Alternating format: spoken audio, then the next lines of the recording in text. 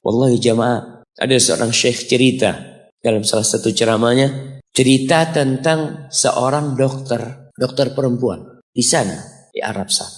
Ada seorang anak lelaki bawa ibunya masuk ke dokter ini, subhanallah. Ibunya ini gila, anak-anak muda, belum nikah. Dia bawa ibunya. Nanti ibunya tersenyum sendiri, ketawa sendiri. Masuk ke ruang dokter itu, mejanya dokter diputerin sama ibunya. Anaknya minta maaf, ya dok, kata dia. Sekali-kali nanti ngeliat di televisi dokter itu, ada gambarnya Ka'bah. Ibunya ngomong, nak kau, bukan nak ngomong, kamu bohong Mat kau bohong sama ibu. Katanya mau dibawa umroh ibu, kata dia. Nanti diludahin anaknya, digigit anaknya. Nanti kerudungnya ibunya terbuka, dipasangin lagi. Itu dokter tanya sama anaknya, ini siapa? Ibu anak, kata dia. Sejak kapan dia seperti ini? Sejak lahir. Loh, terus gimana engkau bisa lahir? Iya, sama kakek anak, ibu anak dinikahkan. Tapi 10 bulan diceraikan.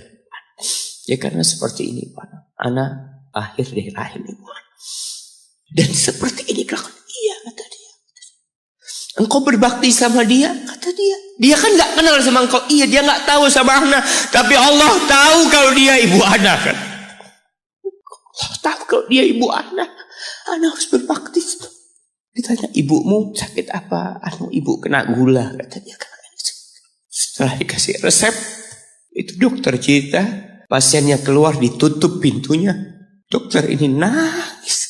Dia mengatakan, ana sering dengar ceramah tentang birrul walidain.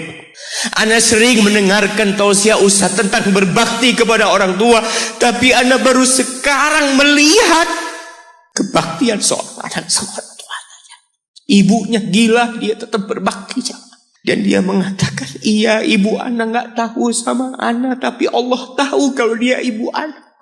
Dan yang ngasih wasiat supaya kita berbakti sama orang tua itu Allah, jemaah. Apapun yang dilakukan orang tua kita, apalagi ibu. Allah katakan, hamalathu ummuhu kurha wa wada'athu kurha.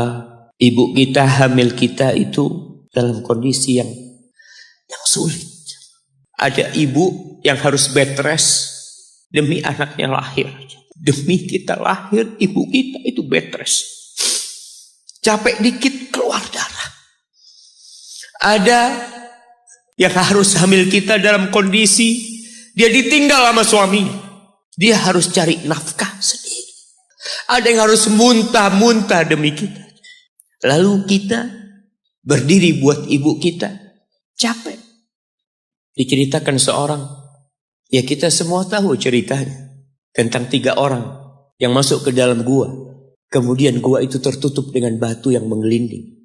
Lalu mereka bertawasul dengan amal soleh mereka. Salah satunya yang mengatakan, ya Rabbi, Allahumma, ya Allah, aku punya 2 orang tua. Aku punya 2 orang tua. Yang aku senantiasa memberikan susu kepada keduanya sebelum keluarga yang lain minum susu. Dia sudah menikah, dia punya istri, punya anak. Pada suatu hari, ya Allah, aku kejauhan cari rumput. Sehingga aku balik dalam kondisi orang tua sudah tidur. Maka aku pereskan susu buat keduanya, ya Allah. Allah tahu, tapi dia mau cerita sama Allah. Dia ingin tawasul dengan amal soleh dia. Lalu aku taruh di wadah. Aku datang ke bapak ibuku, mereka tidur. Maka aku berdiri di hadapan kedua. Jamaah, bukankah bisa dia taruh di sebelah meja ibunya susu itu? Dia ambilkan meja, taruh di sana, dia bisa tidur. Dia sudah berbakti sama orang tuanya dengan seperti itu. Tapi anak ini tidak. Aku berdiri, ya Allah, aku gak ingin membangunkan keduanya. Dan aku terus berdiri, aku pegang itu susunya. Sampai mau subuh bangun, aku serahkan kepada kedua. Anak-anaknya nangis minta susu. Kata dia, lah, sampai bapak ibu aku minum. Kalian jangan minum. Kita kadang-kala sudah menikah lebih peduli sama istri kita. Lebih peduli sama anak-anak kita. Nggak ada hadis yang mengatakan anak itu pintu surga, jemaah.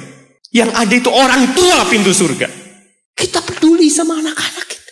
Beli oleh-oleh buat istrinya.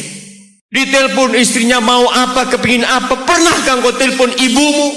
Tanya, Umi kepingin apa, Umi? Ana lagi dalam perjalanan, Umi.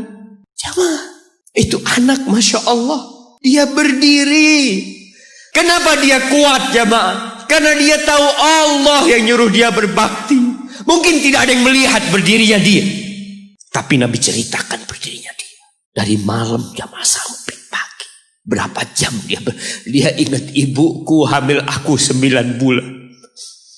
Capek.